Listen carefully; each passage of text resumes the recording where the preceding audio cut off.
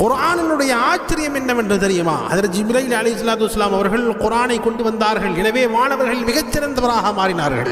முஹம்மது நபி ஸல்லல்லாஹு அலைஹி வஸல்லம் அவர்கள் மீது குர்ஆன் இறங்கியதால் படைப்பினங்களுக்கே முழு உலகத்திற்கும், அதாவது இம்மை மறுமை எல்லாவற்றிலும் ரசூல் ஸல்லல்லாஹு அலைஹி வஸல்லம் அவர்கள் ஈருலக தலைவராக சர்தாராக மாறினார்கள். உம்மத்தே முஹம்மதியாவின் மீது, அதாவது நபிகள் நாயகம் ஸல்லல்லாஹு அலைஹி வஸல்லம் உடைய இந்த உம்மத்தின் மீது, இந்த உம்மத்திற்காக குர்ஆன் இறக்கப்பட்டது. எனவே சிறந்த உம்மத்தாக இந்த உம்மத்து மாறியது.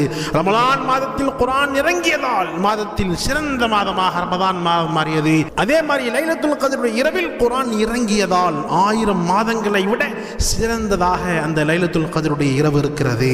எனவே நம்முடைய உள்ளத்திலும் குர்ஆன் இறங்கினால், நம்முடைய உள்ளத்திலும் குர்ஆனை நாம் மனனம் செய்தால் யோசிச்சு பாருங்க எவ்வளவு சிறப்பு கிடைக்கும். அதனால தான் ரசூல் ஸல்லல்லாஹு அலைஹி வஸல்லம் அவர்கள் சொல்லி காட்டுவார்கள், கைருக்கும் மன் தஅல்லமல் குர்ஆன வ அல்லமா. உங்களில் சிறந்தவர்